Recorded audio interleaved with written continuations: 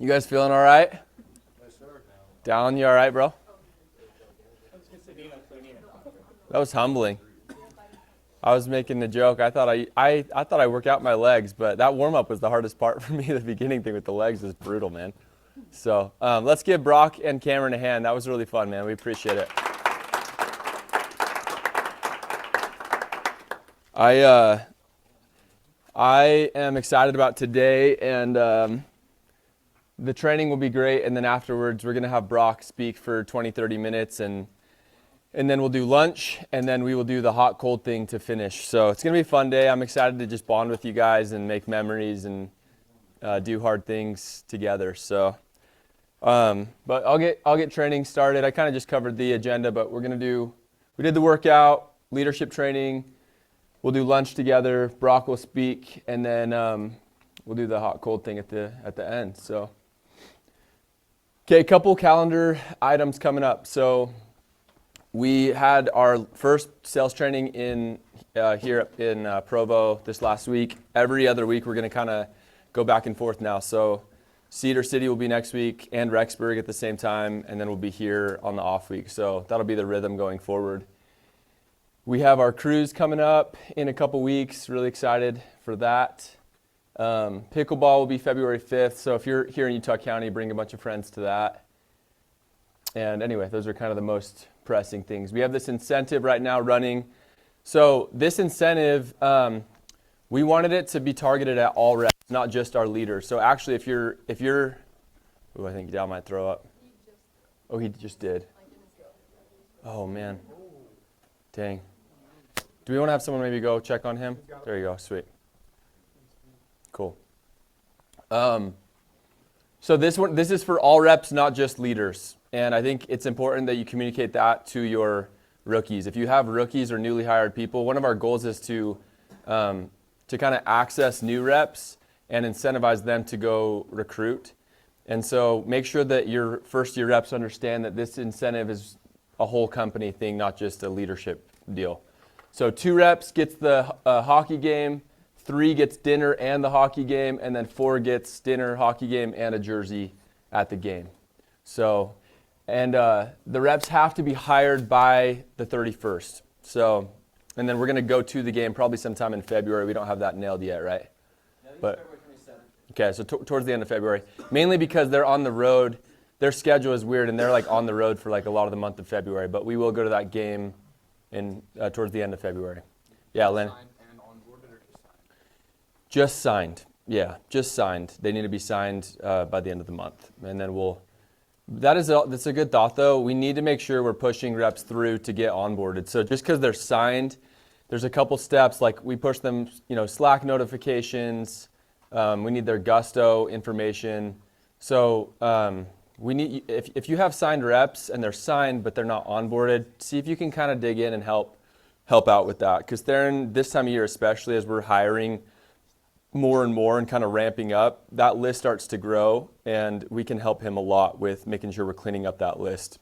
So, Darren, anything on that you wanted to speak to? I don't really have a slide for that. But. Yeah, no, I would just say that the reason just know that that's a huge retention piece. You guys are going to keep your reps. They're going to be a lot less likely to bail out on us.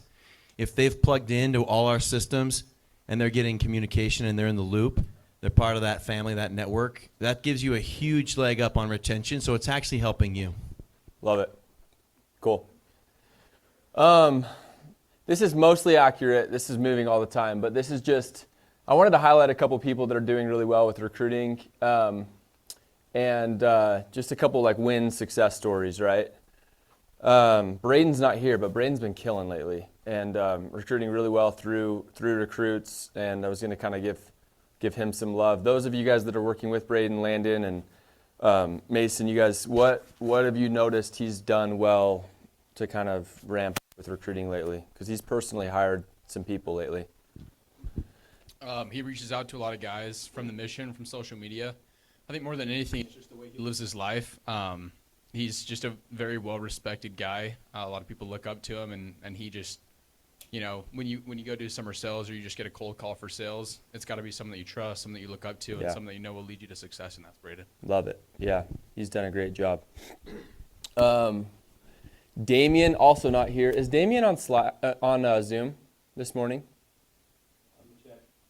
See if he is. I would love for him to turn his mic on or unmute and share just what's working for him if he is. Okay. Oh, Braden is. Okay. Well, Landon just spoke for Braden, so.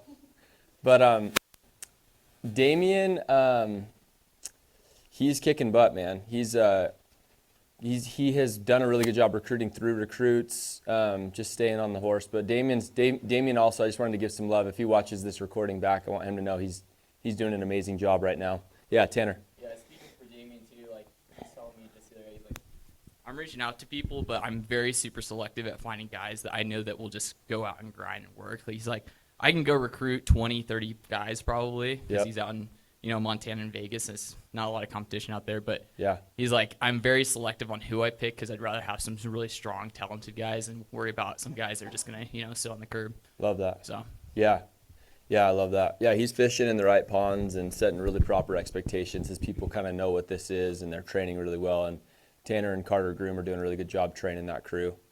And then Hudson, a lot of these guys I'm trying to give love to aren't even here. But Dallin, if you want to just speak to the momentum you and Hudson have in Cedar right now. Yeah. Is this on? It was. I turned it off. My bad. Yeah, Hudson's a stud. He's kind of like Braden, just really well respected. Like, a lot of kids trust him, and we're just helping help his recruits see the vision of like what this could turn into. Yeah. It's not a job that you just go out and it's like, oh, I'll make a little bit more than I would at landscape in the summer. Like, this is a job that can be life changing, and kids are seeing the vision and they want to make the most of it. So it's been really fun. How are you approaching those combos as a recruiter, and how are you noticing Hudson's having those combos to inspire people to see this for more than just a summer job? How Hudson and I approach it is, we preach on like what's our own story, and kind of like the thought that I'm trying to plant in kids' minds, and same as Hudson, is just like, if we can do it, anybody can. Like, there's nothing special about us. There's no like secret recipe to what makes a six-figure earner. Like, if you want to be it, then you can go do that. And we're just kind of building that confidence and belief with these kids. Yeah, love it. Yeah, I've had multiple of Hudson's recruits DM me and be like, I'm so excited to build here for a couple years. Like, they're kind of thinking bigger than most first year reps are. And so there's something with those conversations you guys are having that's working. So keep it up. It's awesome work. Anyway, any regionals that have anyone else in mind that is doing well in their group that they want to give kind of just some love to, or someone that you feel like I'm kind of missing? Cool.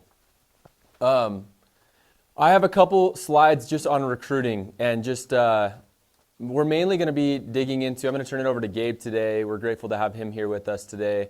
He is mainly going to be taking today's training, and we're going to continue to dig into training reps, because it is that time of year, right? It is go time on helping our reps prepare for summer to sell a lot of accounts so they can make a lot of money. But I do have a slide or two prepared on recruiting. This one specifically, I've thought a lot lately about just the idea of things compounding, and this specifically with recruiting, and this example that I kind of came up with. And the idea with recruiting in general, the reason why we're all here and recruiting is so amazing is personal sales, while it's an amazing earning opportunity, one input equals one output, right? Whereas with recruiting, one input can equal multiple outputs. So before I get into this illustration down here and what this means, what comes to your mind when you think of that idea of what I just shared? One input equals one output with personal sales versus the leverage that comes with recruiting. What comes to your mind when I share that? Or what does that mean, I guess?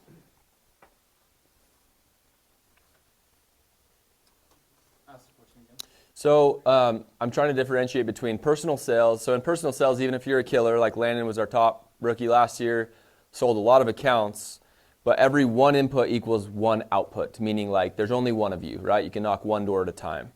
Whereas with recruiting, one input can equal multiple outputs. So I guess I'm just trying to get at what comes to your guys' mind when I share that.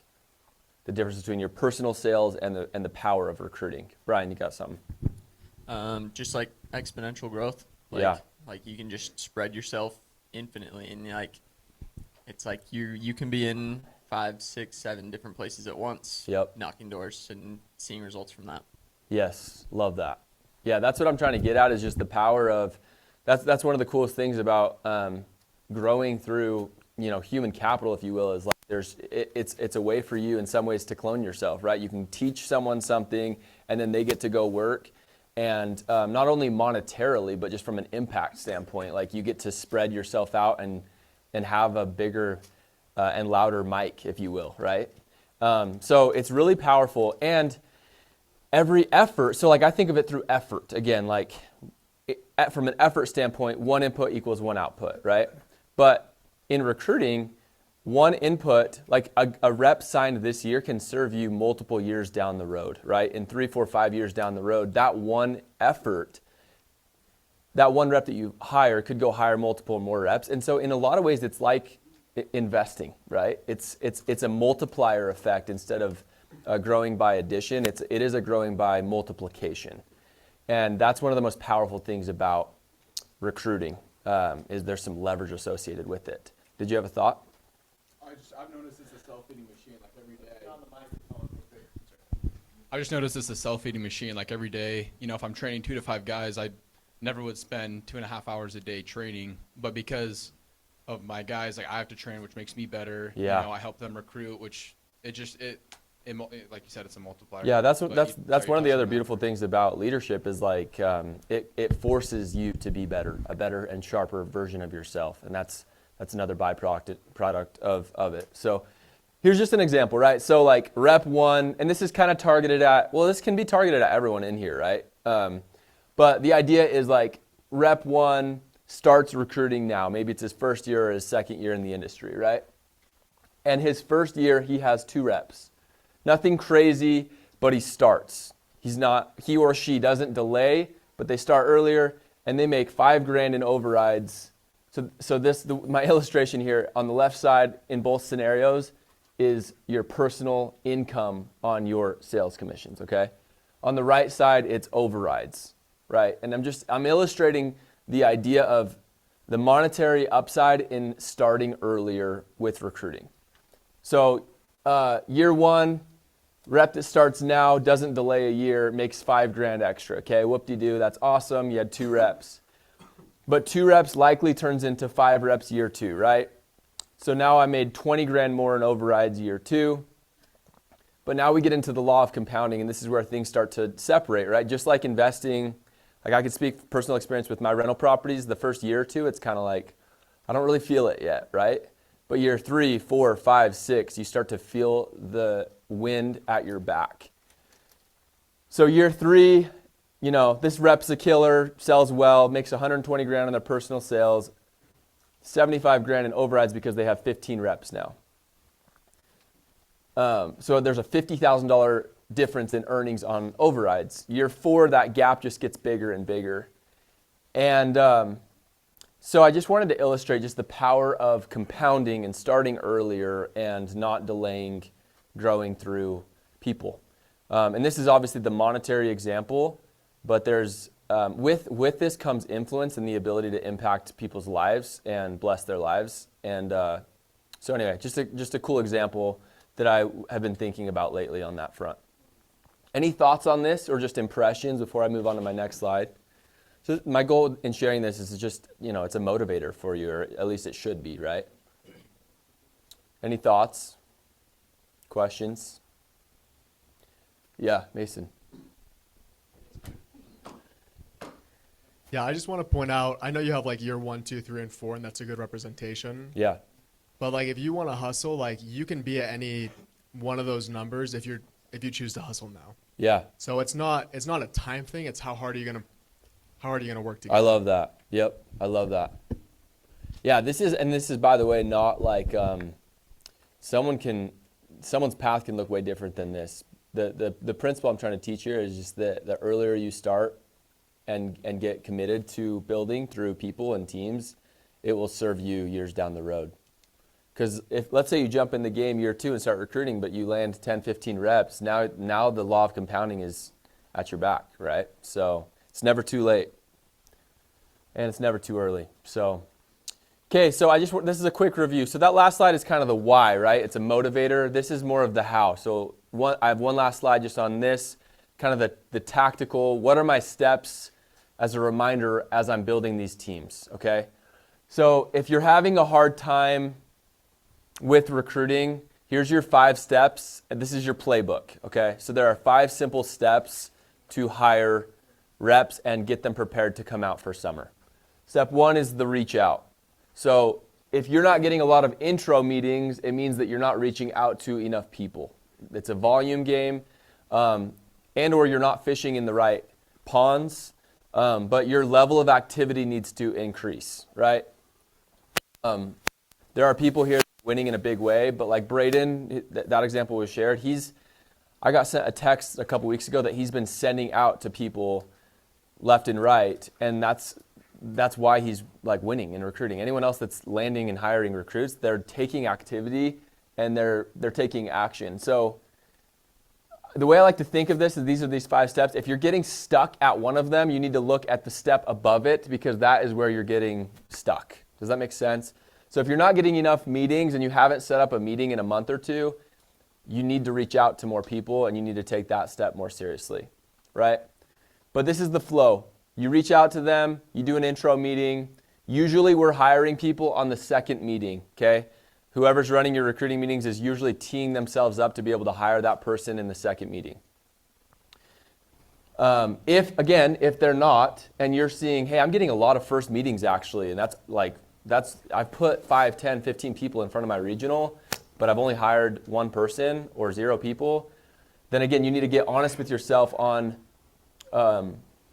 maybe the quality isn't awesome, or maybe I need to talk to my regional on like why are we not pulling these people through. So I would get honest on where you're getting stuck, and then I would go 1 step up above that in the funnel and have a combo with your regional on what the breakdown is and why, right? Parker? Yeah.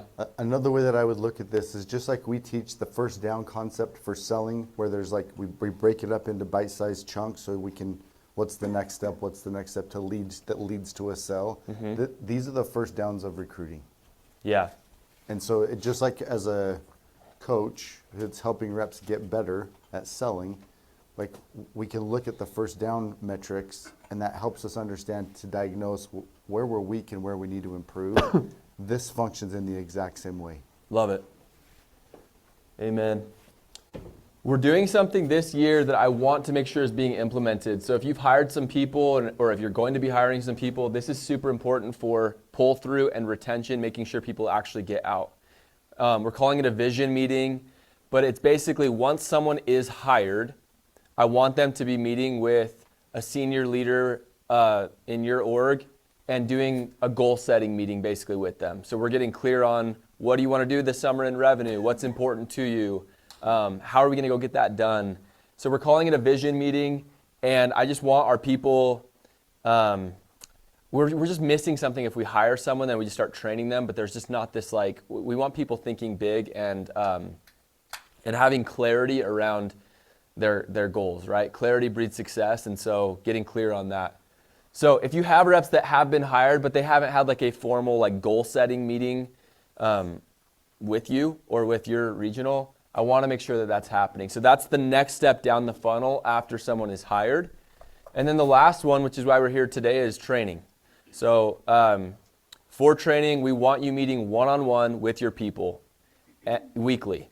Okay, so if someone's in your program and they report to you, you need to be training with them weekly. Don't rely on regionals or me or anyone else like further up the chain. You need to be the one that's fully owning that. It's super important, right? Extreme ownership. You need to be the person that's training them. One-on-ones is huge. Company trainings is huge. We're doing those obviously every week, so people can zoom into those. And then our new app. So we're not talking about that a ton today. I did talk about it a little bit on Wednesday night, but it will be launched probably within the week. It looks clean and awesome. It's very digestible. There's like 12, 13 sections or chapters, probably 30, 40 total videos that someone can watch, and it will help as a tool. So you can use that and make sure your reps have a login to it and that they're watching those videos, and it'll be nice to help you kind of supplement your one-on-one trainings. So any questions about anything that's been covered with just kind of these steps and that funnel? Okay, awesome. I'm going to turn it over to Gabe, and we're going to kind of go deeper on just making sure we're up to speed on how to train our people. Gabe's going to do some training for an hour or so, and then we're going to do lunch, and Brock's going to do a keynote after lunch. So let's give Gabe a hand. Would you grab chairs so that when we train the first year, we just need 3, but you can have them sit and train.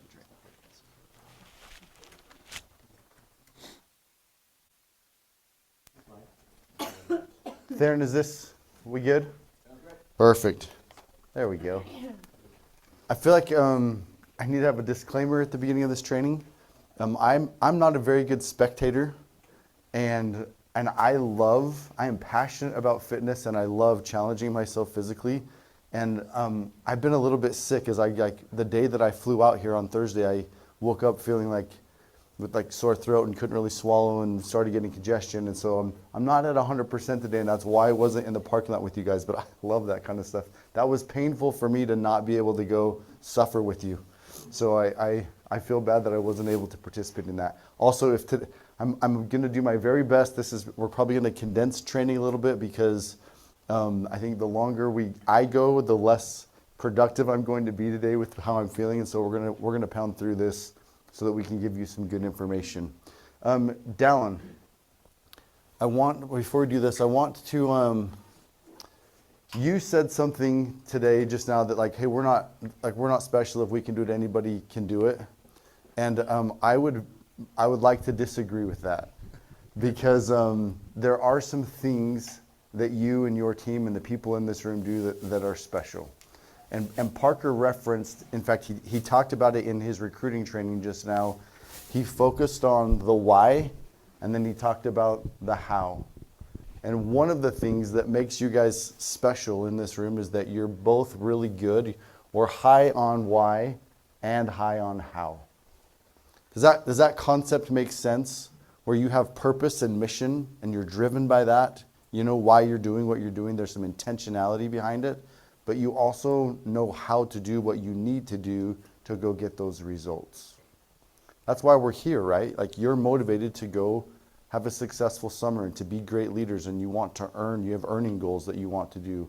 And we gather here on a Saturday morning to train so that we can increase your capacity to do that work, so that you have the learning, the knowledge, the technique, the skill set to be able to go perform at the same level as your vision.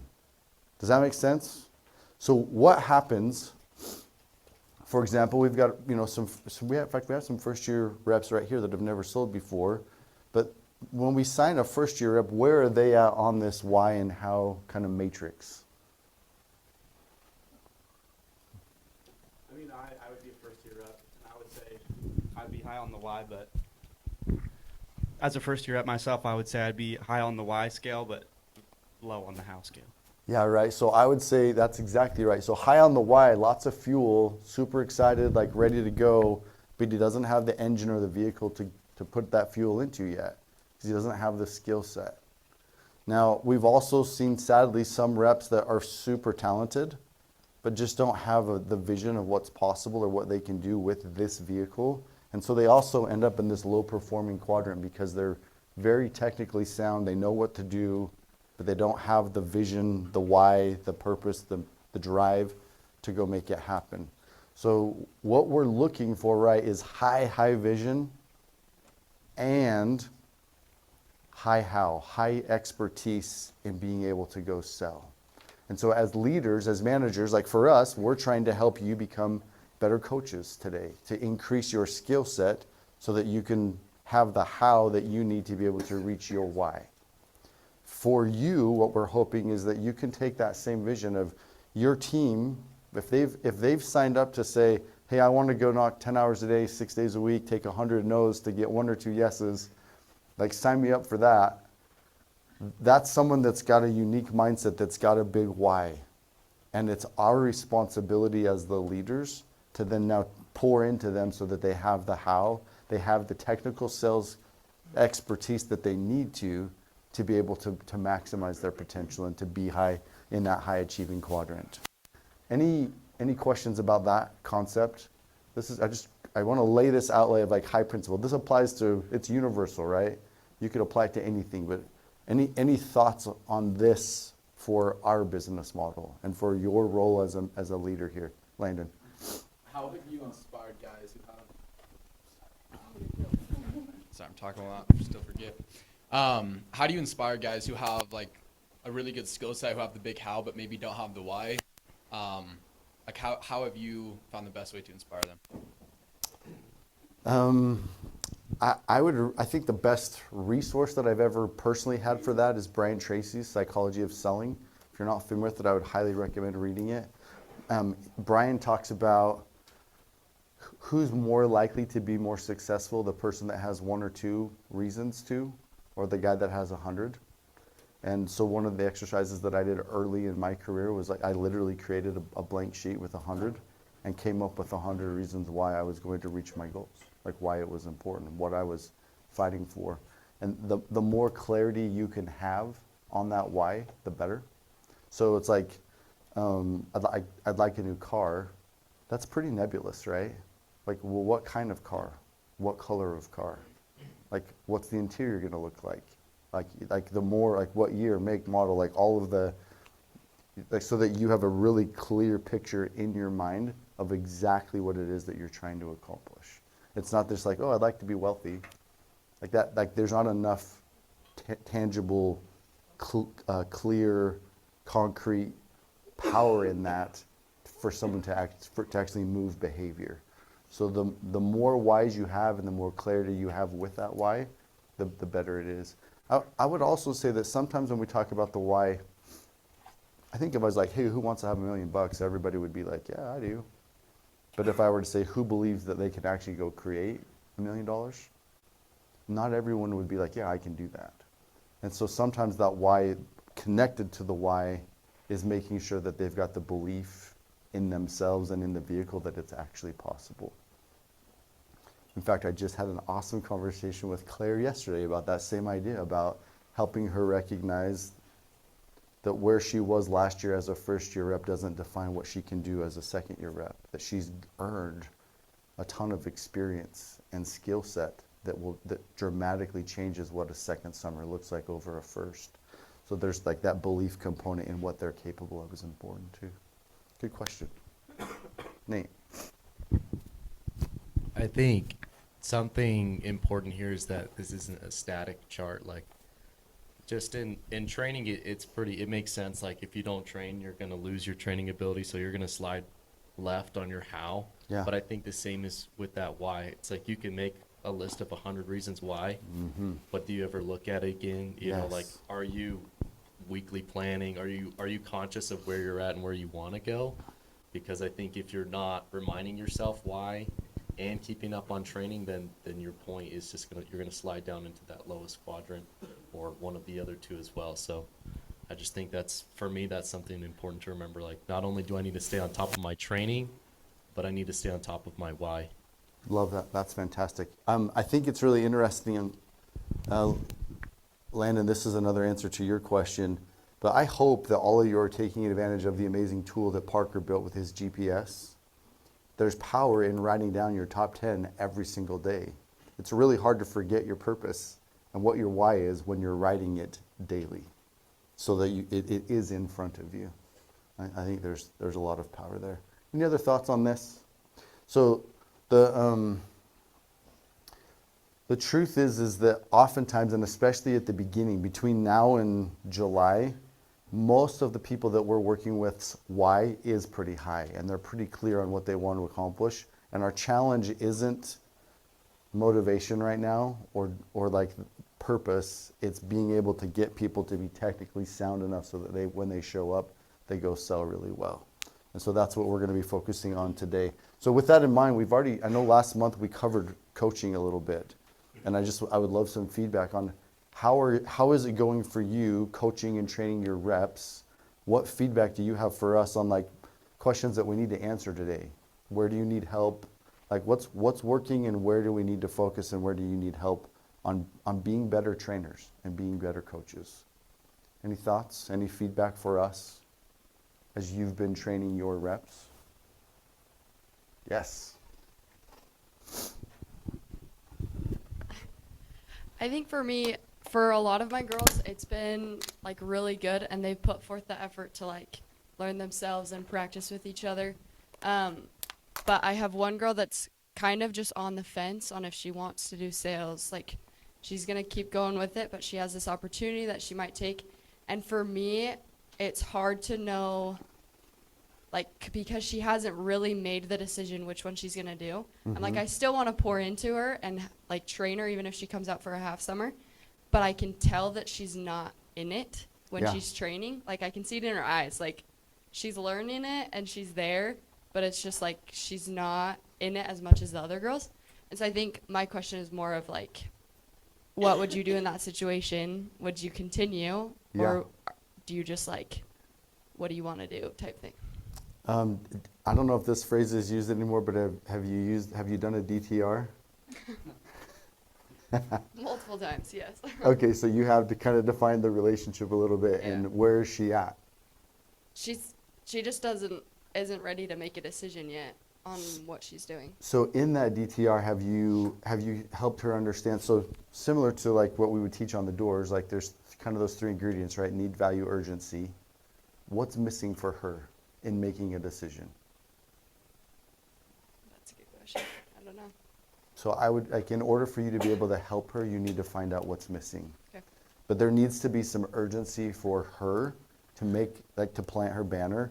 And the reality of it is, the longer she waits, the less successful she'll be. It's just like, it's just the law of the harvest, right? Like you need to, have you told her that you can tell that training's not as effective for her as it is for the rest of your people because she's not committed to it yet? So you haven't defined the relationship yet then.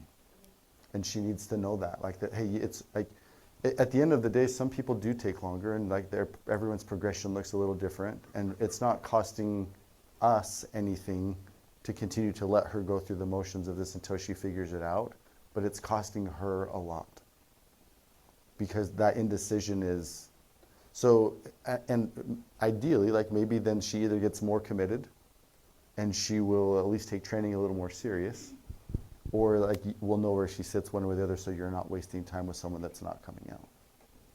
That would be my assessment of that. Yeah. Hopefully I didn't just irritate your regional, but it's like, I wouldn't do it that way. Yes. Does anyone else, was there another comment or question on that? I just gotta say, though, Hannah's done a stand-up job training. I know Mason would say the same thing.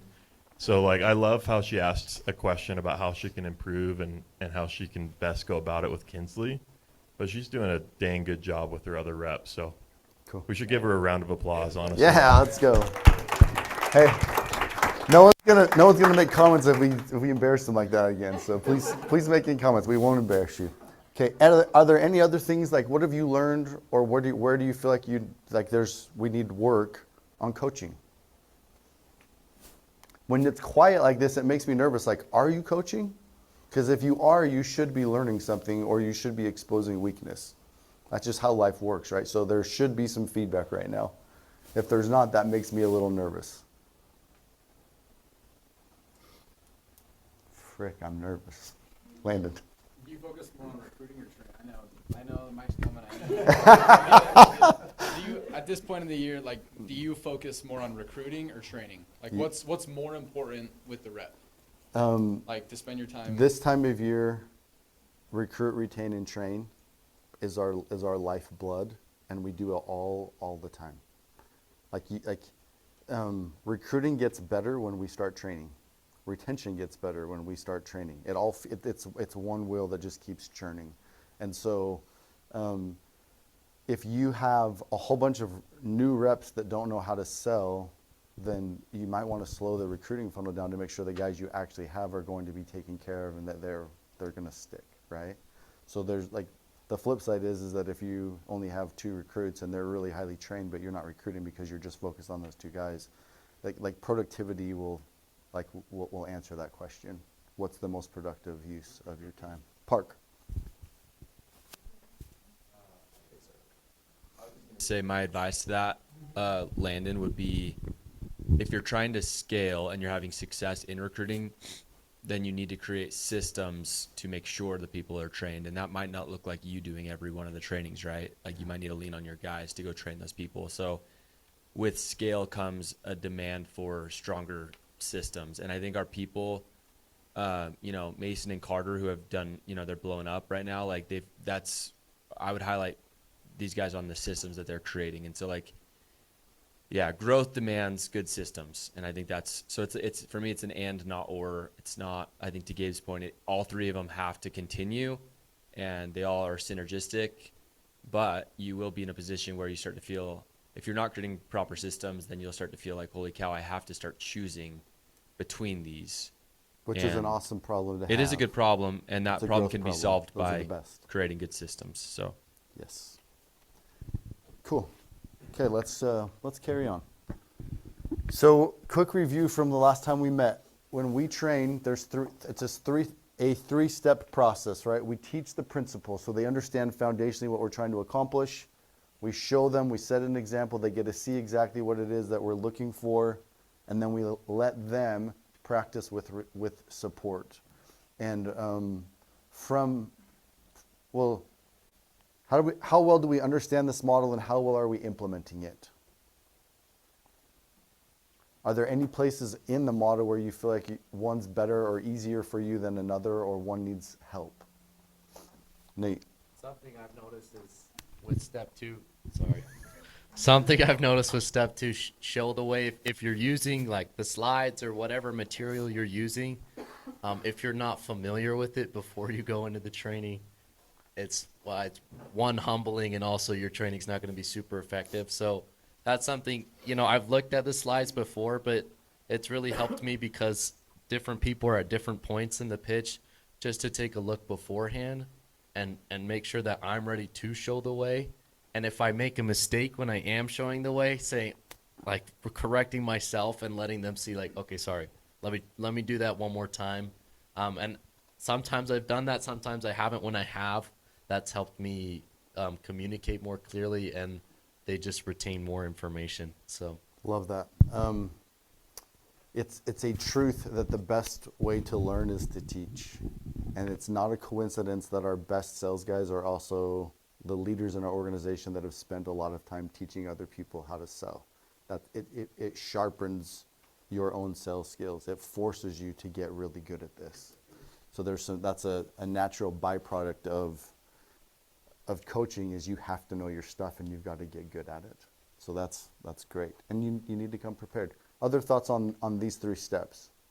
My perspective is a little bit different because in the role that myself and Mason and the other regionals are in, is we're trying to teach our leaders the principles. We're trying to show the way on coaching, and we're trying to practice with support with them. Yes. So, kudos to you guys. It's been awesome. But I think relinquishing some control has been hard. Yeah. I think Mason would say the same thing. So, let's dive into that. Give that microphone back really quick, and maybe hand one to Mason too. Why is relinquishing control challenging right now? We're not going to hurt anyone's feelings because the truth sets us free. So I want you both to speak freely. Our leaders are tough. They've taken rejection for hundreds and hundreds and hundreds of times. They can handle the truth about why it makes you uncomfortable to hand it off to them. I think it's not necessarily like any inability in our leaders. I think it's just that I like to participate in the trainings, and I like to know that it's getting done in the right way. Okay. And maybe that's the control freak in me. and I need to relinquish control in that way. But I don't know. What do you think, Mace? Yeah, I think it's similar. Like last year, I trained all of my reps, and like I'm pretty confident that I can train a rep to have success. Yeah. And it takes a lot of trust to say to someone like, I will make sure you're trained for this summer. I'm going to make sure you're going to have a great summer. And then to turn to one of my leaders and say, hey, I trust you with this promise that I just made to this rep. Yeah. Like I trust you with their summer. So there's two things that I want to highlight from that, and I appreciate both of your feedback. I hope that every single one of you, that if you're a leader at Pointe and you have a recruit that you're responsible for, that you take their success as seriously as Mason and as Carter do. That you're like, oh man, I just made a commitment, and I have to make sure that I deliver to it, that rep wins here. That's really, really important. And then second, I hope the reality of it is what they didn't say, but what I'm going to, because I'm a little more direct, is that it's scary to hand it off sometimes to you because they know that you haven't paid the price that they've paid to be as good at it as they are. And so they're scared because they want to make sure that rep who they've made a promise to is actually going to get taken care of. And that means you have a responsibility to get better at coaching, that your how, that bar of as a coach, needs to improve so that when they hand a rep to you, they know with full confidence that you're going to take care of that rep just as good as they would. Is that fair? I don't want to put words in your mouths. Is that? I would agree with that. Okay. I just wanted to ask a follow-up question to you too. What kinds of things have you seen from your leaders that give you that like peace of mind that they're gonna deliver on what you're promising? Yeah, Hannah is like the most popular girl on the ball today, but she has done such a good job of being organized and training with her reps. Like whenever I talk to one of her reps, they're like, oh yeah, I just trained with Hannah. Or like me and Hannah have a training this day. And I've watched Hannah and she's done a really good job of executing what we've taught here. And like for me as a leader, like I recently hired a girl that I had Hannah like team up with me and we put her with her org. And it's because I trust Hannah that she's gonna like do a great job because I've seen it. Like I've seen the consistency, I've seen her like how she shows up for her people. And I can trust that she's going to do a great job with this rep. Yeah, ultimately it's outcomes. Like there's an input, I think, indicator, and there's an output indicator that help us feel comfortable about our leaders' ability. And one is that they're doing it, that we know that they're showing up on a regular basis and that they're meeting regularly with their reps and they're coaching them, they're training them, they're practicing with them, they're helping them to get better. And then the outcome of that is that when we get together for our large group trainings or when our regionals are interacting with our reps, we can see that they already know how to sell. So like when Carter hops on a call with one of your recruits and says, let's practice, and they actually know what they're doing and they sound good, it's like, all right, I know that guy's been trained and he can do it. And when they get on a call with someone and it's a train wreck still, you're like, have you been coaching? Have you been practicing? And like, if so, like what kind of practicing are you doing? Because you haven't learned anything yet. So it ultimately the outcome is very, it's obvious, right? Like, are you showing up and are you doing it? And when you're doing it, are the reps learning how to sell properly? Is that fair? Okay, Parker. Oh, I was just going to say before we move on to this, if there is a person that could be doing the training for a group of people, then they should be. Like, if there's a question as a senior leader in your head, like Tanner, Damien comes to my mind, like he's got 7-8 reps. He should be way involved with the training of people because – and as the leader there, you're playing a multiplication game because you're teaching him how to train, which is huge for your program. So if you're a junior leader in the room and you have a couple reps or even one rep, like you should be not leaning on someone else to do that. You should take full ownership. Treat the thing like you own it, and then at some point you will. Like treat the thing as if you have 30 reps. Even if you have one rep, treat that rep like gold because it is your only rep. Like treat them like gold, and at some point, if you do, it probably turns into 30 reps because they're going to be so well taken care of, if that makes sense. So ownership is so important. Do not lean on people upstream to take care of your people for you. Yeah, what we would love to see happening is that if you have a senior manager over you and you have reps that you're responsible for, that you're focused on your reps and training them and helping them get better, so that your senior leader can focus on you and helping you become a better coach. Not that you're out of the equation and your senior leader's training your junior people and you don't have anything to do with it. If that's happening within your network, you're doing it wrong. You're missing the opportunity to build your own capabilities of being a better rep and being a better coach, and you're wasting your regionals time. Instead of him helping you level up, he's doing a work that you should and could be doing. Does that make sense? Tanner. Some of the biggest growth that I've seen personally was when I let Parker go away and I just took full ownership of all my reps and I met with them constantly and trained them.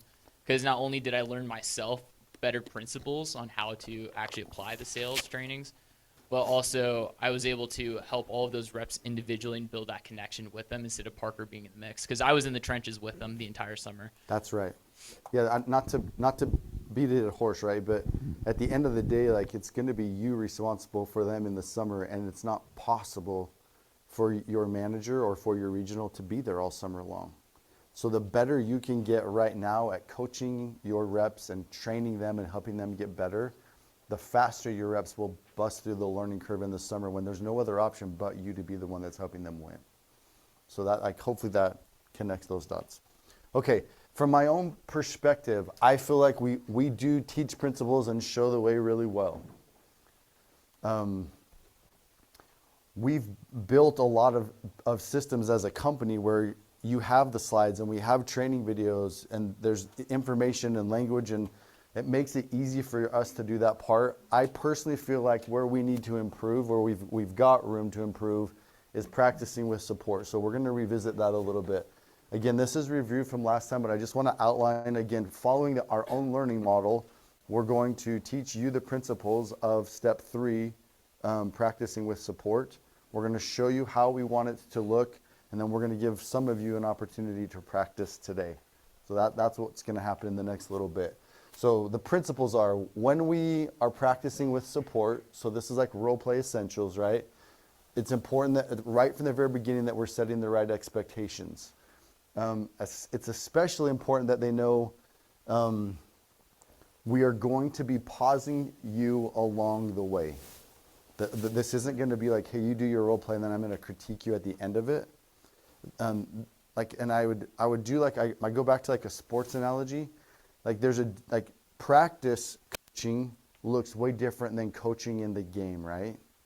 So when we're at practice and we're running a drill and the drill's not going right, the coach blows the whistle and says, hey, that was wrong and you're supposed to be here, let's run it again. And then they run it again and he blows the whistle and says, that was a little better, but we need to do this more.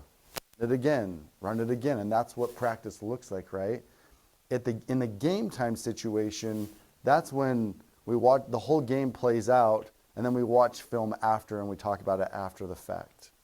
And I feel like right now in our pre-game like role playing, we're treating role plays like the game, where we're doing like a whole big old long role play, and then we're giving the feedback, and what we're actually doing is ingraining bad habits by doing that. So it's really, really important. As far as expectations for coaching with support, we should be. We're going to talk about this in a second. So we should be. In fact, I'm just going to cut to it right here. When do we give the feedback? At the time the role play deviates from the ideal. So if they start their initial approach and in the very first sentence they're not using the right verbiage, or the metaverbals are off, or their body language is wrong, you stop it and you fix it right then and there. Like, hey, good start. This is where we need to adjust. This is how you need to be standing. Run it again.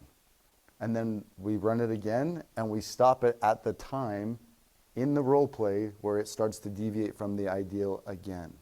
Run it again. Run it again. So that right from the very beginning, we're ingraining the right habits. So if that's when we're going to be giving the feedback, it's really important that we set that expectation from the beginning, because if you don't, they're going to feel like they failed or they're doing something wrong. And it makes it really hard for you to coach them if they don't understand that that's how coaching looks like. Does that make sense? Any questions about that piece of coaching? Any concerns with it? Cool.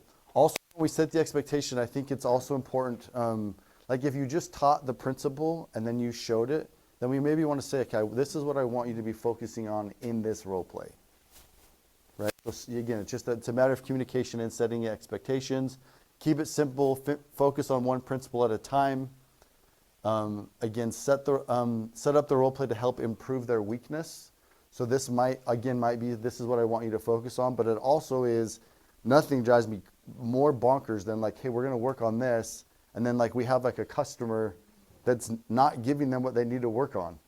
And it's not true to form, it's not real. And so then it's just like, well, that was just a giant waste of time. Like, so in the role play, if we're working on switchovers, then you got to be a switchover customer.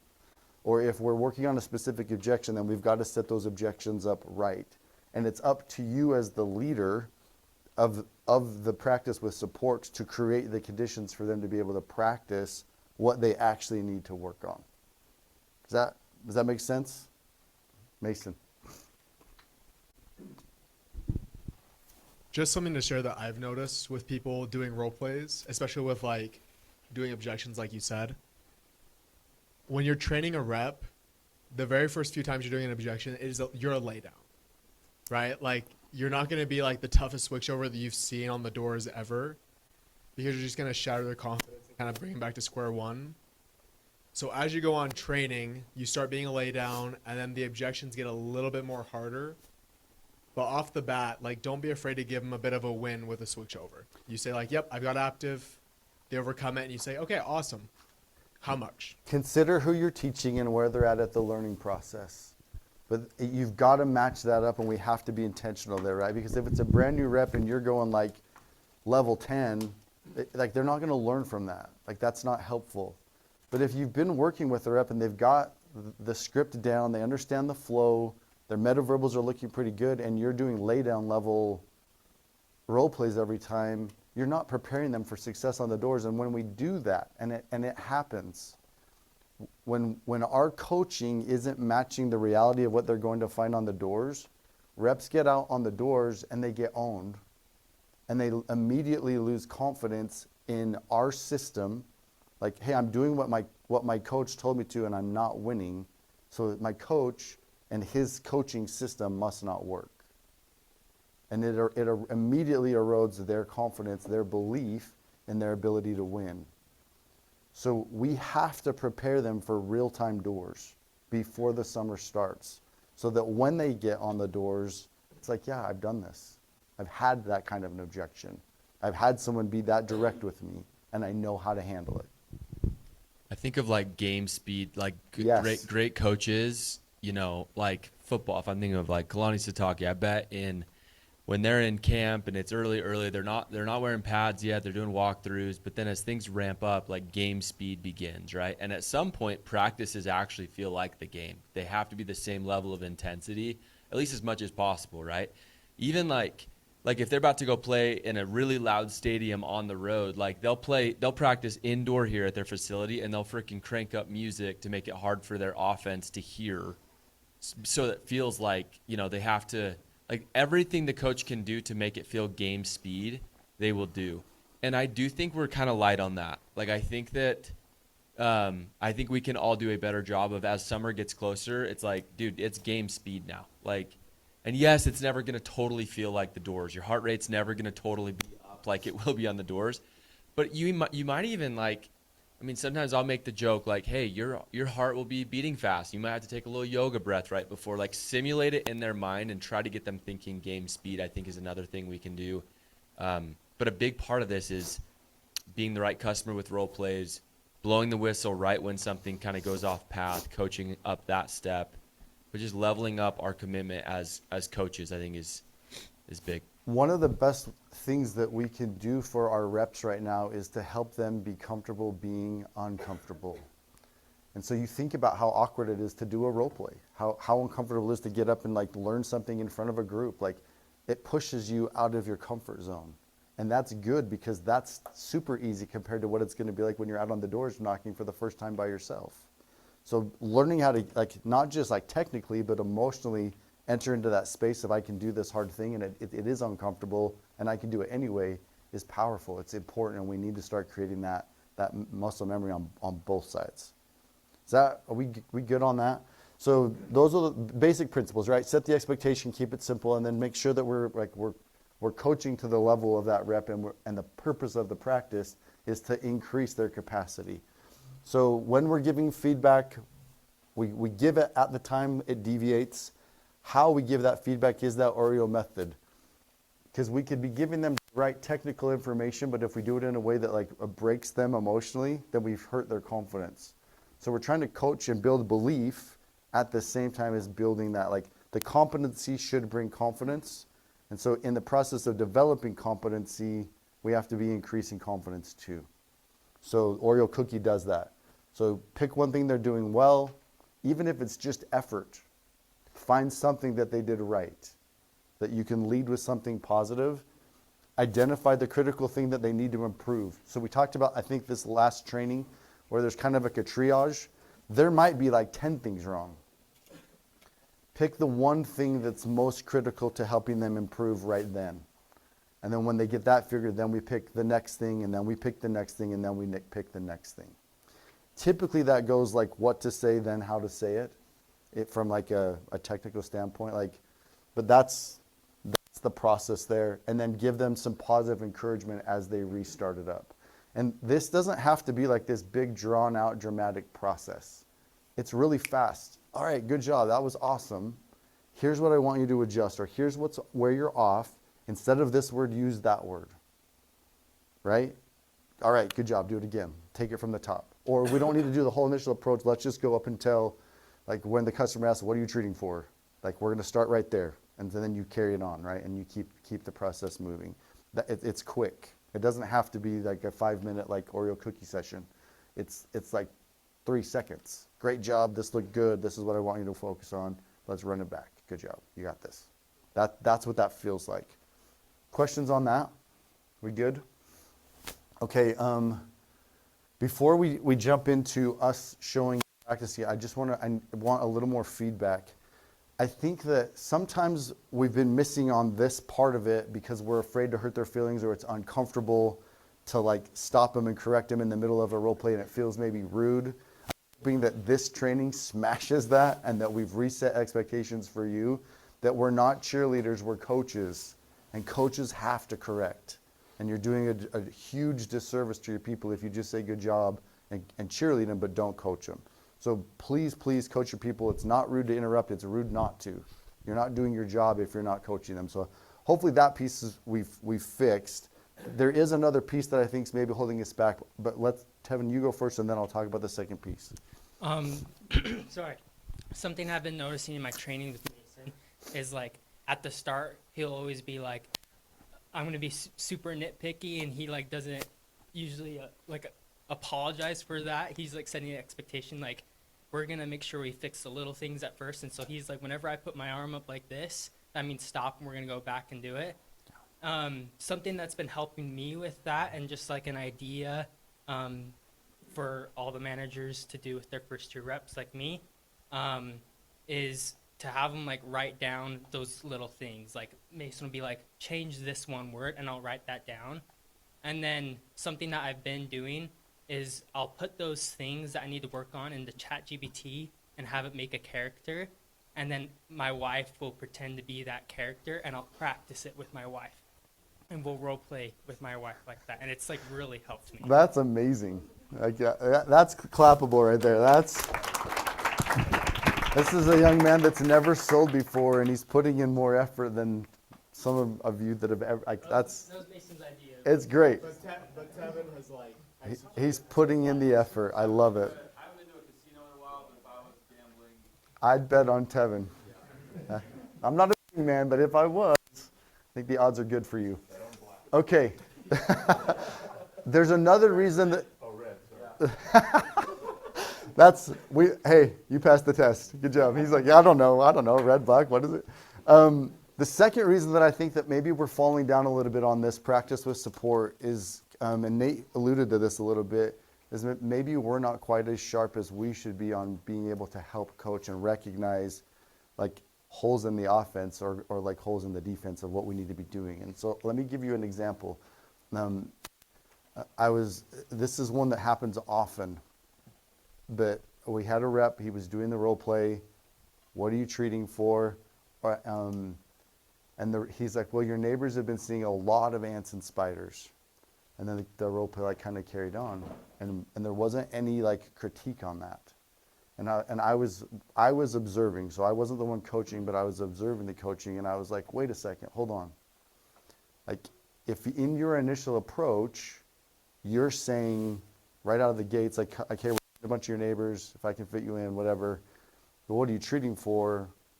Your neighbors are seeing a bunch of ants and spiders. Like, what are we telegraphing to the customer about what they need in order to need my product? Yeah, that they need to be seeing a lot of ants and spiders too, right? And so that, like, unfortunately, that's a response that I think a lot of our reps often are giving that we're not coaching.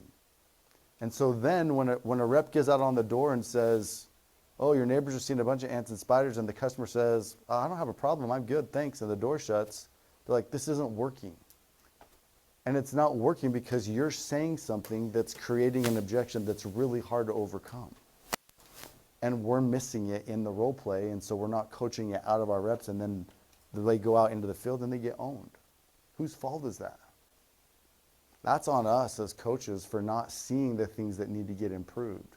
So in that case, right, the principle is we minimize bugs on the initial and we maximize on the inspection when we can get them talking about it.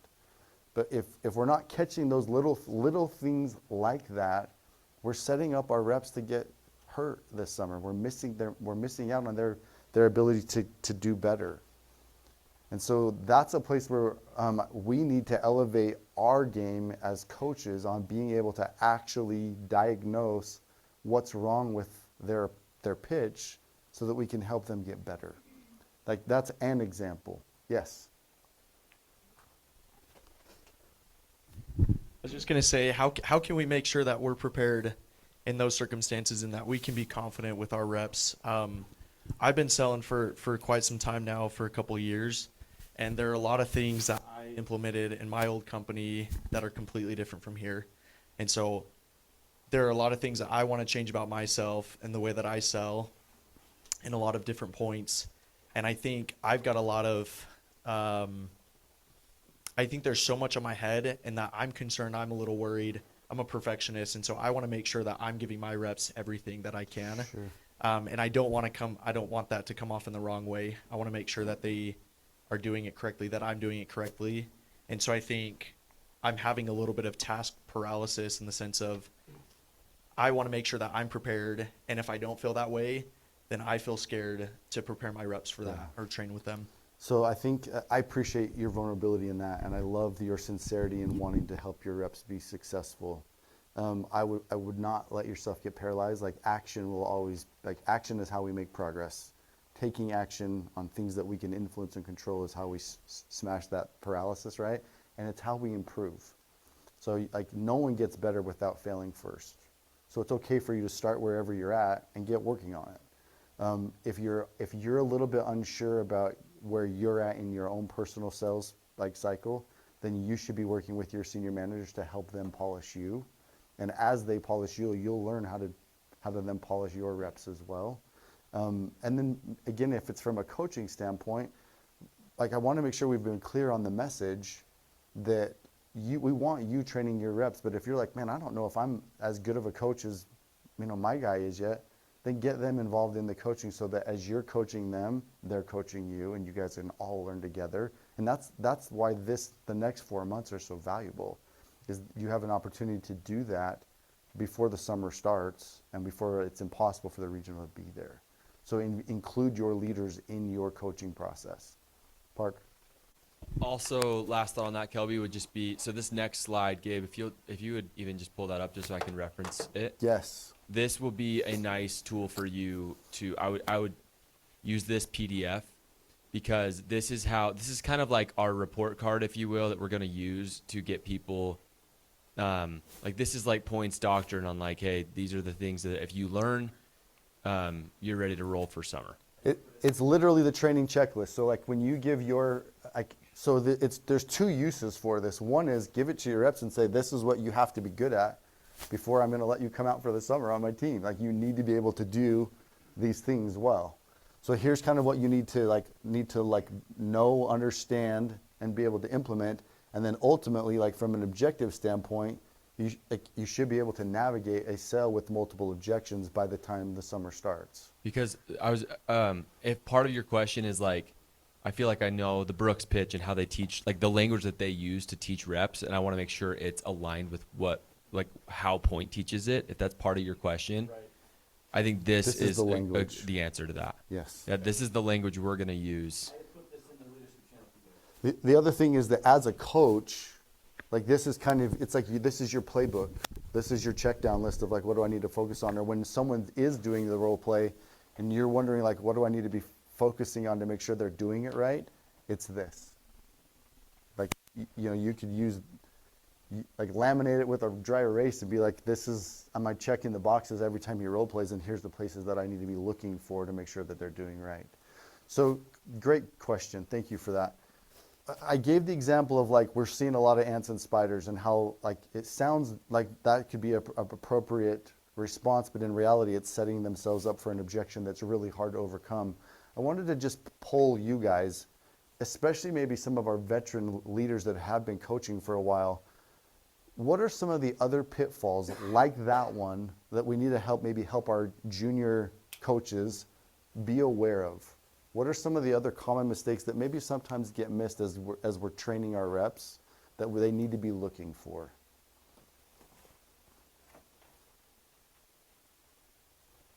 Tanner. So besides just verbal,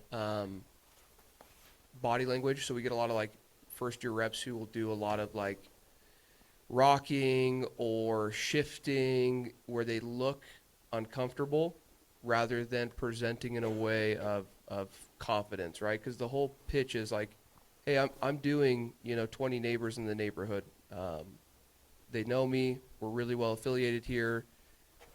I've got a spot open on my truck. If you could take the spot, I'll give you a big discount. Versus like, hey, so we're doing some of the neighbors, right? It just presents totally different. And same with how you're able to convey that. Like people will listen to you. And so there are some markets where they're super soft and they'll listen to you anyways, but there are other markets where people are a little bit quicker. And so your body language combined with what you're saying makes a big difference for presenting in a place of confidence. Yeah, that's a great point, Tanner. So as coaches, sometimes we get fixated on like the wording, like what are they saying, and we miss the body language, both what they're doing with their body, because again, reps are nervous, and so they'll start shifting. And the truth is that those same nervous twitches that are happening in a role play, they're going to carry with them when they get nervous again on the doors. So helping them identify and be aware of that. Same thing with like tone, right? Like if they're sing-songing, you're asking questions when it sounds like a question when it should be a statement. Helping reps learn that and identify that is important. So being willing to say, stop, like, okay, I want you to listen to this.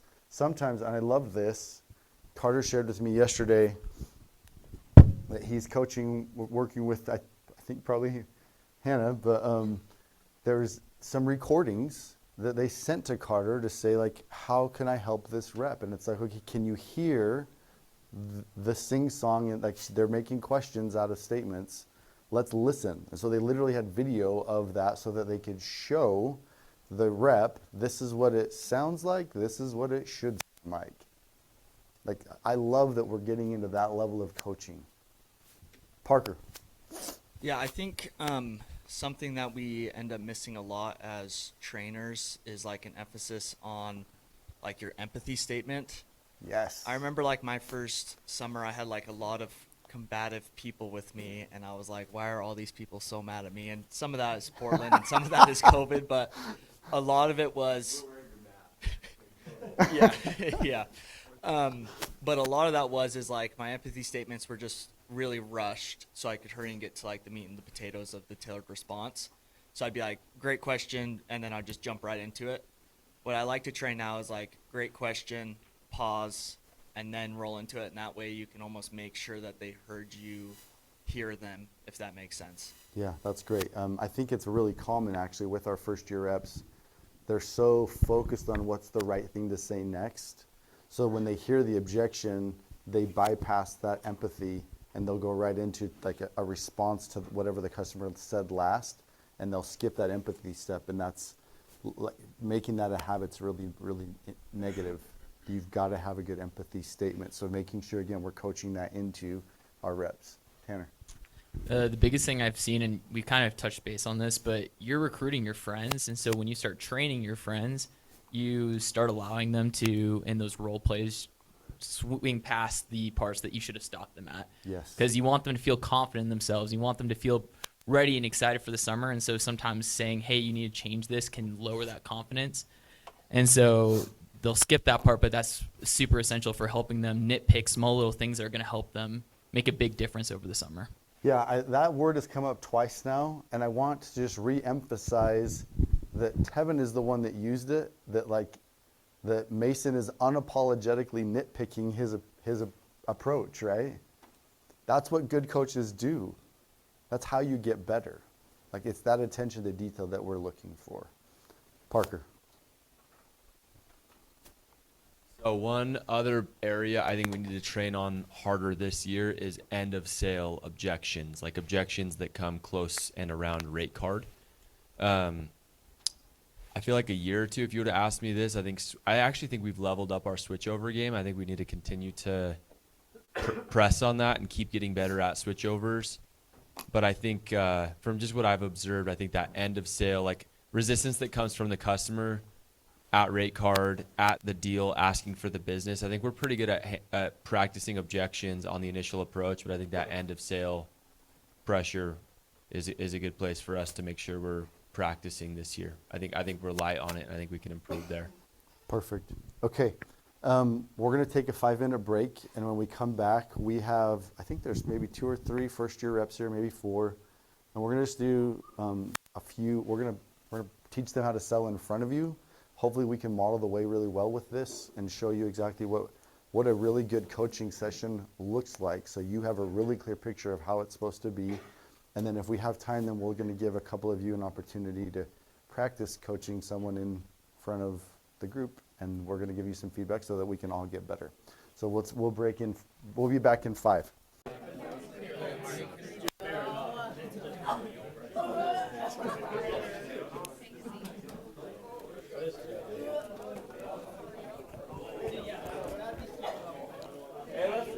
Hey, bring it in, let's go. Please have a seat.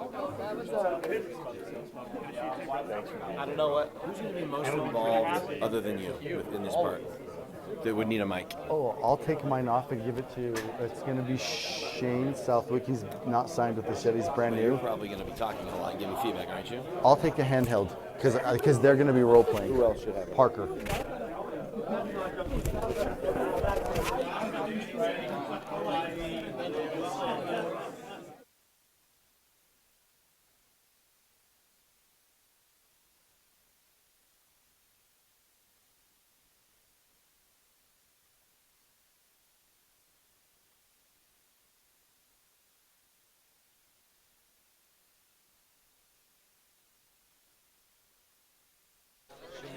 What's up, Shane? Thanks for coming, man. Darren? Darren. Yeah. Okay. I'll let you mic him up. Test. Hey, all right, you guys, let's bring it in. Have a seat. We want to wrap this up in about 30 minutes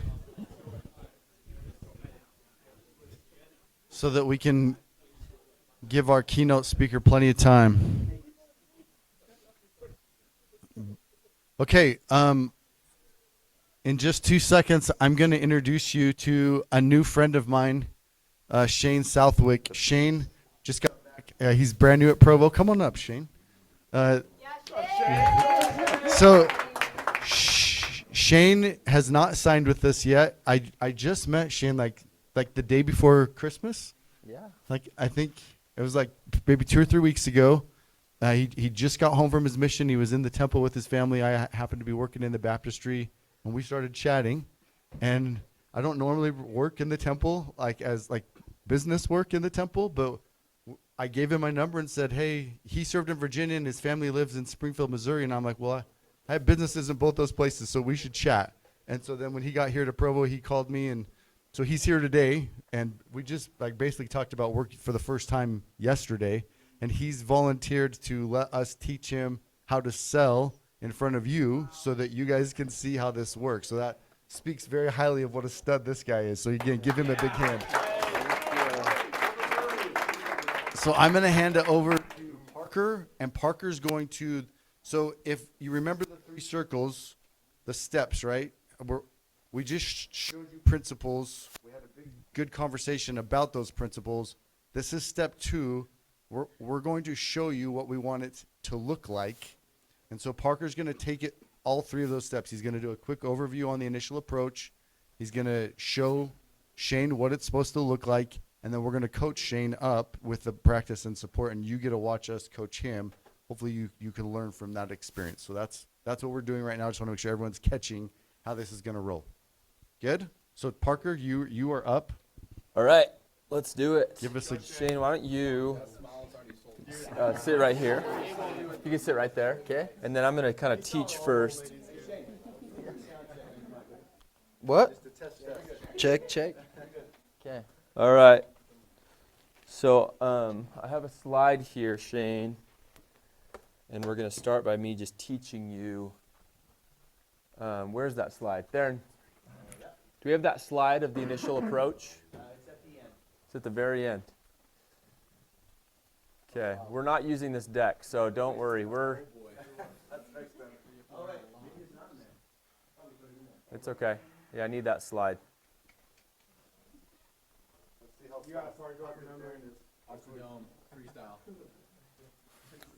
Yeah, that will not be super effective, so I need that slide.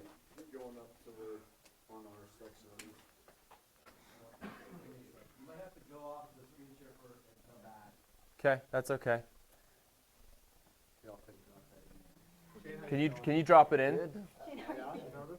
No, excited. Good. That's a good sign.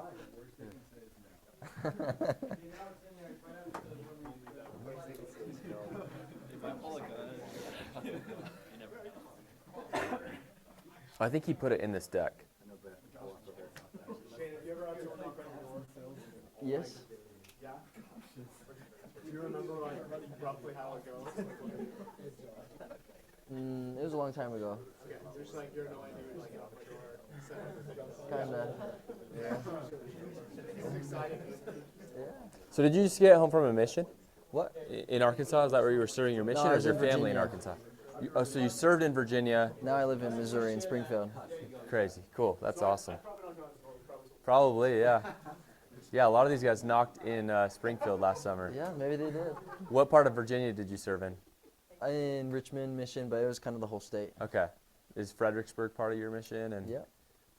Colonial Beach, Culpeper? Yeah. Yeah. That's crazy. Did you ever see the homies knocking doors while you were knocking doors? I saw a few people. Could have been us, dude. Could have yeah, been. That's crazy. Okay, cool. So I'm going to use this here to teach you the initial approach. I'm going to show you how to do it, and then we're going to have you try it, and I'll coach you up a little bit and give you a couple things to work on. All right. So initial approach is your first couple of seconds with the customers, right when the door comes open.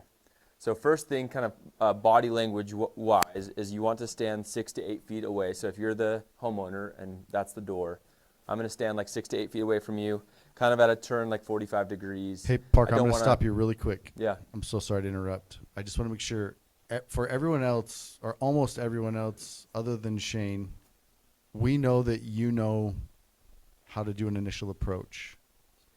So if you're either tuning out or like thinking about that's not what we want you focused on right now. You're supposed to be taking notes on how Parker is teaching. Like the example that we want you to be looking at is not about selling, it's about coaching. So please make sure that you're paying close, because we know you've seen this a bunch of times. You've like been trained on it a million times. I want you to be looking at this through the lens of a coach right now. So I just want to make sure that you're looking at this through the right learning objective. Awesome. So yeah, I'm 6 to 8 feet away from the door. Sometimes there's like some steps on the way up, and I'll maybe even put my foot on the top step and kind of stand like this. But I like to hold the clipboard on my hip like this, and I'm just basically waiting for the customer to come out, right? So that's kind of where we're at from a like body language standpoint. Door comes open. First thing I'm going to do is intro. I just call it an intro. So this can be really simple. Hey, how's it going? Today, that's what it's going to be. So, hey, how's it going? The first move I'm going to make in terms of the pitch is I'm going to do a name drop. So you're going to have an app on your phone, and when you knock a door, you're going to be able to see if there's customers close by that we service. And a lot of times there will be. If there is, then you want to use one of those names of the customers that we service. If there's not, then your next best move is to use the name of a street that you're on. So the goal here is just to get credible. When the door comes open, the very first thing in their brain is like fight or flight. I don't know you. What the heck? I want to get you to go away, right? So my first couple seconds, I am simply trying to buy myself a little bit of time so that I can get into kind of the meat and potatoes of like, I'm doing pest control and there's an offering that I have for you, right? So door comes open. I'm gonna kind of demo this. Park, I'm going to pause you really quick. What have you learned so far as a coach? Yes. He explains why he's doing each step. He explains why he's doing each step so that we understand the reason of doing it. Yes. Thank you. I'm so glad that you caught that. So not only are we teaching the what, we're also teaching the why behind it. Brian. I think also like he's getting really specific. Like there's things that us who've done this for so long just take for granted of like you'll have an app that has all our customers' names on it. Like it's very easy to just be like, just give them a name drop. But Parker's being like super specific of like, you'll have this and this is how you find the name and this is why it's important. So back to like very, very basic, I think is very important. Yeah, again, I want everyone to, when we talked about the principles, we said consider who we're teaching, right? And where their level is. And so for someone that's never done door-to-door and has no concept of what pest control or door-to-door is, saying things like you're going to have a binder and it's going to be on your hip and I usually have my foot rested on a step, like that context matters when you're teaching a brand new rep how to do door-to-door. Like it has to make sense. So that level of detail and the why behind it is really important as a coach. So again, like just want to make sure that we're learning from the master here. Carry on. So when you do your name drop, or when the door comes open, I'm obviously, my goal is to be looking at them in the eyes, making eye contact. When I do the name drop, I might point at their house just to kind of signal and break eye contact for a minute, but then I'm going to come right back to them. So that's kind of the name drop speaks to that. Today we're going to keep it so simple. So I'm literally just going to say, I am doing work for Bob. So, hey, how's it going? I'm doing work for Bob. That's my lead in, right? Door comes open. Hey, how's it going? Good. Hey, I'm going to be doing work for Bob. Then I'm going to ask another question to kind of engage the customer, right? The question today I want to teach you is, have the neighbors told you about me? Have any of the neighbors told you guys about me? And I'm going to ask that right on the back of the name drop. My purpose there in asking that is I want the customer engaged with me and I want to be able to make sure I'm pitching kind of an open ear. Okay, so we're going to go to that point. So I like to kind of demo this as we're going so that it feels like bite-sized throughout, right? So door comes open. Hey, how's it going? Good. Hey, I'm going to be doing work for Bob, your neighbor across the street. Has anyone been by to let you know what's going on? Or have the neighbors told you about me? Okay, so that question. When you do this, by the way, you can literally read it the first time or two if you want to. Okay, so you're going to ask that question after the name drop. Then I'm going to tell them, that most of the time they're going to say no to that. No, what's going on, right? Which is what I want. I'm going to tell them I'm doing pest control and that my trucks are here. Super simple. I'm doing pest control, my trucks are here. And then I'm going to close. So my closing question that today we're going to practice is, who do you currently have servicing your home? And I ask that because a lot of people that you'll knock actually already do have a service. And so you're kind of preemptively digging for that. Because if they have someone, then you're still okay. You can still totally sell it. Switching pest control customers it happens all the time, and it's super simple. Okay, so we're just going to go to that point. I'm going to demo this first, and I'll have Tyler come be my customer, and you can just watch it from your lens if you're cool with that. Yeah. And then we'll have you try it. Okay. Okay. As I'm doing this, I want you to observe the body language thing that I kind of taught you, the eye contact, and then I want you to kind of watch the screen and me as I'm kind of going through this flow. Okay. So I'm going to follow this exact flow. The wording might not be exactly the same, but it's the same. I'm going to greet him. I'm going to do that name drop. I'm going to engage him with a question. I'm going to tell him I'm doing pest control and my trucks are here, and then I'm going to ask who he has doing it this year. Got it? Got it. Okay, cool. Okay, knock, knock. Let's give Tyler a mic. Okay. All right, here we go. Knock, knock. Hey, can I help you? Hey, how are you? Doing good. Awesome. Hey, I'm doing work for Bob. Has anyone been by to let you know what's going on? Not yet. Okay, my trucks are here. I am doing the pest control work. Who do you guys currently have doing the bugs for you this year? We don't have anyone. Okay, perfect. So that's the initial approach. Simple, 5-step process. Anything you observed kind of as I was doing that, or any takeaways? It was casual and confident. It was simple. Yep. Okay, cool. Okay, I want you to try it. All right. Okay. So, and I'll just kind of, as you're doing this, I'm going to stop you. So it's super normal to make mistakes. I'll play kind of coach on this, and I'll blow the whistle when I feel like we can kind of make a little adjustment, right? Okay. So yeah, anyway, let's try it out. So first thing with the body language, like I said, you're going to stand 45-degree angle, hold it on your hip there. Boom, that looks awesome. Okay. Okay, and then let's try it. Okay. Yeah, before we try it, Shane, I just want to say thank you again, because not only are you trying to learn this, you're learning it with an audience, and I keep interrupting so they can learn from it. And so this is an extra degree of difficult learning environment for you. So thank you again. What did you just learn from what Parker just did about step 3? Landon, and then Hannah. He set him up for success. He didn't just expect him to grasp everything. He ran through it again right after he showed it. He's like, "Okay, make sure you got the 45 degrees, left hand on the clipboard, weight on your back foot." Love it. Okay. No, I was just going to say, I think Parker made it really digestible. Like, sometimes you can do the whole thing and be like, yeah, you do the intro, the name drop, this, and this. Now you do it. But Parker did it in chunks. He was like, okay, this is it. Let me show you. Okay, this is it. Let me show you. Okay, now it's your turn. Okay, as he set up this role play, I just want to make sure that you guys saw the principles that we just taught, where he set the expectation that I'm going to be stopping you, we're going to be blowing the whistle. Like he followed all of the steps that we just outlined. Parker just did that textbook. Did everyone see what that's supposed to look like? So now you know for yourself exactly what those steps are supposed to look like in real life. Did we catch it?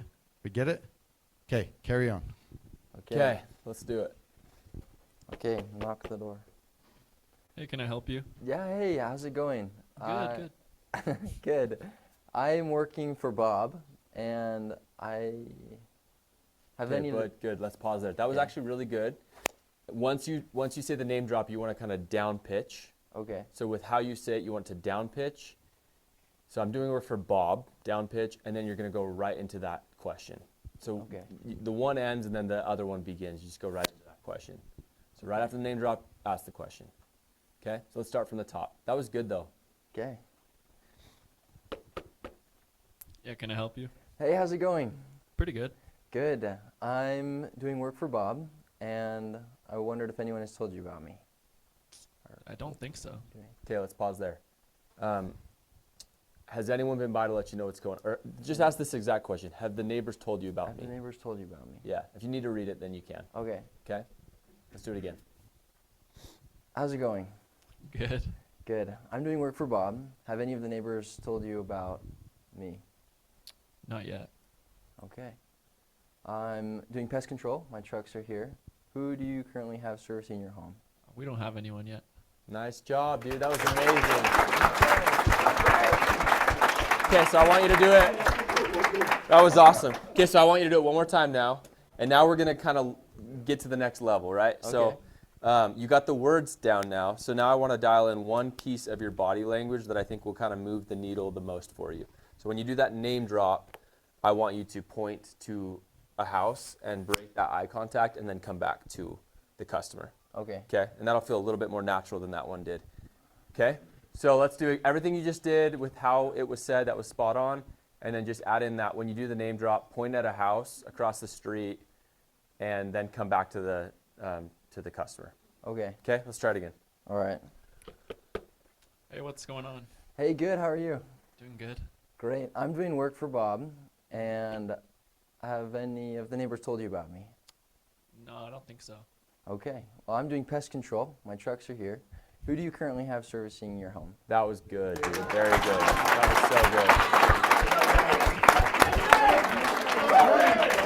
good. Okay, so we're 9 out of 10. That was super good, dude. And honestly, you're picking up on this really quick.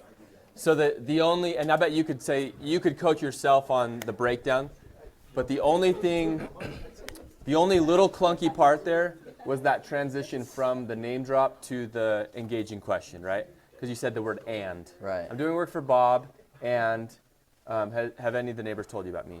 So I just want you to down pitch Bob, pause for a second. There's no problem with pauses in sales. You can pause for a minute, and then no and, just ask the question. Okay, we got a question or comment.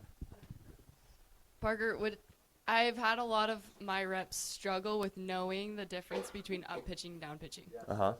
Can you give an example or like maybe say it so that he can hear what he's doing and what you're asking? So the best way I like to teach this is I'll say, Shane, in English, as you know, when we're trying to ask a question, we up pitch at the end of the question, right? Or at the end of the sentence, there's an up pitch. But when we're trying to make a confident statement, there needs to be a down pitch, right? So this is not a question. This is a statement. And so, if I'm giving you the example, hey, I'm doing work for Bob. Bob, up pitch. I'm singing it at the end. Hey, I am doing work for Bob. Bob, down pitch. Okay. Had the neighbors told you about me? You can up pitch there because that's a question. So there's this thing happening, from the customer where they're subconsciously like, oh, you just said a statement. Oh, now it's a question. Now ball's in my court. It's my turn to speak, So that's kind of what we're working with there. So I want you to make sure you're focusing on that, but then also that transition from this to that, or from the statement to the question, just not saying the word and, basically. Okay. That was 9 out of 10, dude. Like, you're right there. So let's try it one more time. Focus on those one or two little things, and then. Okay, I'm going to pause it, and this is me giving feedback to Parker. Yeah. If it were me coaching this right now, I would say to Shane, I want you, before we actually do a full role play, I just want you to practice that piece of it. So go into, because sometimes it's hard for reps to hear the tone. It took me forever when I was a brand new rep to hear myself doing this. I couldn't recognize it. So I want to make sure before we practice the role play and do all of let's just get that piece of it dialed. I like it. I'm doing work with Bob, I'm doing work with Bob. Okay. Can you hear the difference? I'm doing work with Bob. Have the neighbors told you about me? That's it. That's exactly what we're looking for. But then on me, up pitch. Okay. Because now there's a question, right? Okay. So I'm doing work with Bob. That was good. Then the question, you can let your voice have that inflection at the end of the question. Okay. Okay, so before we do the role play again, I just want you, Shane, you can read it right off the board, but I just want you to familiarize yourself with the words and saying them how we want you to say them. So I'm doing work for Bob. I'm doing work Has for anyone Bob. told you about me? Have the neighbors told you about me? There you go.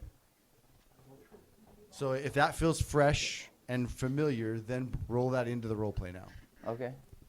Ready? Bob, neighbors told you about me? Yeah. Let's say it one more time. Just name drop in the engaging question. Just that transition, because that's the part we need to work on. I'm doing work for Bob. Have the neighbors told you about me? Perfect. That was money. Yeah. Okay, so let's piece it all together, and we'll be in good shape. All right. Hey, can I help you? Hey, how's it going? Pretty good. Good. I'm doing work for Bob. Have the neighbors told you about me? No. I'm doing pest control. My trucks are my trucks are here. Okay, we'll pause it right there, right? So, Yeah. okay, this is what I want you guys to see. Can you see how cool it is to take someone step by step and watch them line by line get better? So that right from the very beginning, he's learning how to do the initial approach perfectly from the first line, and then we just keep moving to the next one, and the next one, and the next one, until he has a perfect sales approach that kills every time.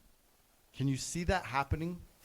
And so, Shane, what you just did, like, that's perfect. We just focused on the first 3 lines, and you nailed it like 10 out of 10. And in the process of that, you forgot the other half. Yeah. And that's super normal. So Yeah. now we're just going to move to the next line and the next line. Are you? I just want to make sure that the learning that we want you to have happening, Shane's learning. Are you guys learning? Are we seeing what that coaching looks like real time? Are you pumped? Are you not entertained? Come on, like this is amazing. Okay, Parker, back to you. Okay. Let's get him through this. Awesome. So the number 4 and 5 are honestly kind of similar to 2 and 3, right? There's a statement and then there's a question again. So just being mindful of that. So I'm doing the pest control. I'm doing the pest control. My trucks are here. I want you to talk to him like you're just like a messenger and you're sharing information, right? Okay. So it's important that you just feel like a blue collar person that's just sharing information, and then you're going to ask that question at the end. Curious who you guys have doing the pest control for you this year, right? Okay, so let's try it again from the top and see how it goes. And I want you, remember with that name drop, I do want you to point at a Point at house. somewhere. Yep, so we missed out this last time. Okay. Okay, let's try it again. All right. Hey, what's going on? Hey, good. How are you? Doing pretty good. Good. I'm doing work for Bob. Have the neighbors told Name you about? drop with the For body. Bob. Yep. Have the neighbors told you about me? No one yet. Okay. I'm doing pest control. My trucks are here. Who do you currently have served? Yes, let's go. That was awesome, dude. That was awesome. That was really good. So what I would tell him now at this point is this game is about repetition. It's about repetition. That pitch, although it feels a little bit robotic right now, it's okay. And I would get that down and be able to repeat it over and over and over again. What's fun is that when summer comes and you've got this down, you'll start to feel like you can be yourself within that framework. But this pitch made some of these guys in the room last year 6 figures in income. Like it's simple, it's powerful. Again, you get that credibility early on with the name drop. But yeah, this is every word in here is well thought out. And I know it feels robotic right now, but it will create the responses that you want from customers. So the homework I would give him going forward, or you going forward, first of all, I would stay here with you and we would just keep hammering it, right? Repetition in front of me is powerful because I can keep coaching you up. And there's always levels to it. And as your coach in this situation, I'm basically trying to find the one thing that moves the needle the most and that will probably help the most. But there's always little things that we can kind of keep getting better at. So you did an amazing job, dude. And you're brave boy for doing this. So thanks, bro. Good job. Good job. Can I ask a question? Thank you. Yeah. I have a question. Is that Yeah. cool? Yeah. And you just touched on it, which was cool, but Yeah, I you're wanted to ask more about how you can be yourself following these patterns and principles. Because to me, it seems like something important. And like, how can we build into that as soon as possible, being ourselves and connecting with the people in front of us? I'm going to weigh in on this one. I don't think I would remove the as soon as possible from that. Initially, and you guys just got to see it firsthand. Like initially, it's really hard to be yourself when you don't even know the words yet, and you're being introduced to this idea of, like, you could sit in a class, we can do our training on metaverbal communication, but until you're actually learning how to apply that, the applied the application of that knowledge is a little bit challenging. And when you're learning something new and you're out of your comfort zone, it's really hard to be yourself. So that's where what Parker said, that repetition and the homework piece, which I love that Parker did that. I'm so glad he showed that to you is, okay, like between now and next week when we meet again, I want you to do this 1,000,000 times. You like so that when you come back next time, you don't even like you can see this verbiage in your sleep. You can do it backwards, forwards, every which way you can, and you can make it sound the way that we just taught you. And when someone gets to that level of comfort where they're not having to think about it anymore, the being yourself part happens automatically. But it's really hard to like as soon as possible be yourself when you're like trying to like read it and memorize it and you're thinking about what comes next and how's it supposed to sound. It can't be yourself yet because it's called being consciously competent. You have to think about it first. Once you don't think about it anymore, you become unconsciously competent, where you can do it in your sleep. Does that make sense? So if this part happens naturally, then it will become part of who they are. That like all of our best sellers, that's like they're not like you guys watched on Wednesday. We showed you the video of Carter Groom, right? And it's Carter just being Carter, who happens to be talking about pest control, but it's Carter, and it's supernatural. It's an extension of who he is now. Seth, and then Parker. Yeah. So like, essentially, I feel like once you learn like the way I learned it, it's like the same script, but I was like, dude, I don't speak like that. You know what I mean? I'd never say those type of words. So I was like, that's gonna sound super weird for me to say those type of words, and I didn't. What ended up happening is I learned the script the way I was taught it really well, and then now that I know that I need an intro, a name drop, an engaged customer, a delivery offering, and a close, that all became my own words. But what it was doing was the same. But I wasn't saying, hey, well, how's it going? I was like, what's crack lack? You know what I mean? Like, you know what I mean? Whatever it is. I'm taking care of Bob over there. Like, has anybody let you know, like, what's going on? Or, like, you know what I mean? Like, I say it like how I talk normally, because, you know, you're not presenting like a face. You're just talking to people how you talk to people. So, like, what you're saying will change, but what you're trying to get out of it and what it's doing and conveying to the prospect will stay the same. And once how you get there is by learning the pitch the way that, you know, they teach it, because it'll eventually just, you learn it so well, it just turns into your own words over time. So, yeah. Love that. Parker. Yeah, go ahead. And then Jenna. The other thought, I have one, yeah. The other thought is like as the sale goes on, so this is important that you guys are all teaching your people this, because I like to just share this thought, but for me also, like, your personality really comes out on the inspection and during your presentation, because you just get to like, you get a little bit more of that like back and forth, tell them where you're from, tell them, you know, ask them questions. You don't yet totally have permission to like go there yet, right? Like those first couple seconds, you're dealing with a human that's dealing with that fight or flight thing. So I like to share that as a principle too, is like, the reason why we give you this is just like, it is the best pathway we have found to create a situation where you get more time and you get to get out your offering, and they get, you know, they know what you're doing, and then the game begins. But your personality will come out as the sale goes on in a really natural way as well. Because sometimes I'll just teach this and they're like, dude, this feels robotic. And I'm like, sometimes the first 5-10 seconds, even to a rep that has a lot of personality and stuff, it still feels a little bit like I'm following this pretty rigid framework, which you are. On purpose. On purpose, that's right. Yeah. The whole point of our sales pitch is to create a very predictable response so that we can control it. And if you start adding variation, then you have less predictability. And so it is a little like, it's very scripted, it's very framed on purpose, it's very neutral, because it gets us to the place where then we can get to a place where our personality comes out. So that's a great point. Let's see, Jenna and then Landon. This is a little off topic, but with the homework, Parker, you never actually specifically gave, I mean, you said we're going to do homework. Okay, so with that, I mean, would it be helpful to give him specifically, like, I want you to practice, you know, down pitching, or is it just? Yeah, I think you're right. I think that more clarity is always better. So I think if I'm improving my homework I gave him, it would be learn these steps. You're getting there on the words, but sometimes people have like a tendency that's like they're struggling with, right? So for him, it was a little bit of the down pitch thing.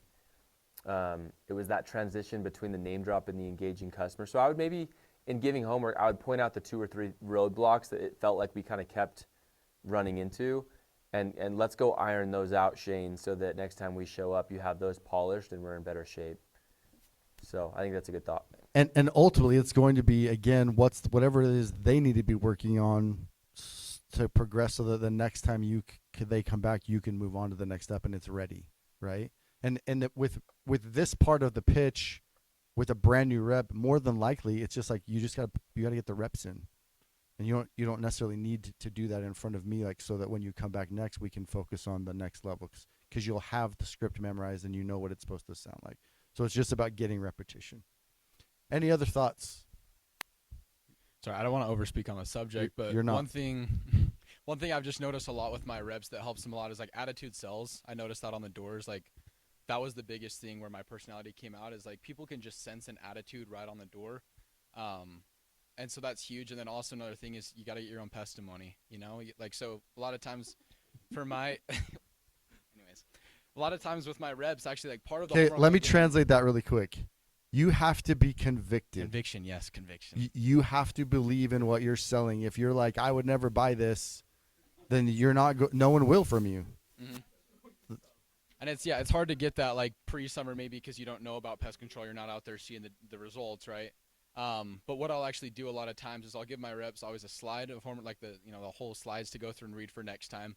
But I also say what I want you to do this week is go and use this principle. Try down pitching and up pitching throughout this next week, and then next week I'm going to have you report on that. And then they get their own, conviction that, oh wow, this principle actually does work. They see it in real life, that maybe it's not pest control, but just as a general sales principle, this does convince people, and it is more effective communication. Love that. That's great. Hannah. I think on this homework piece, I feel like for me what's helped has been I've sent a text message to them like right after the training, like, hey, thanks again for training. This is what I want you to work. Like, this is like as a reminder for myself what they're working on, so I can go back that next week or ask throughout the week, like, hey, have you recorded yourself? Like, will you send me one? Love that. Especially just to make sure that they're that follow up and that cadence of accountability is super powerful. I love that practice. Thank you for sharing it. Are you better coaches today for having been here? Do you have a better vision of the kind of coach you want to become? Okay, if you mean yes, then please say yes. Okay, I like that. Good. I think that we are going. Hey, knock it off.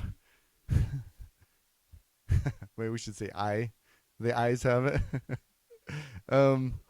Okay. I think that we are going to not do any more of the role plays. That I'm giving you your guys' homework. That between now and the next time we meet, you're going to have a lot of opportunity to coach your reps. And I would invite you to between now and then to involve whoever your senior leader is in our organization to go coach with them so that they can give you the feedback on helping you level up. Is everyone willing to do that?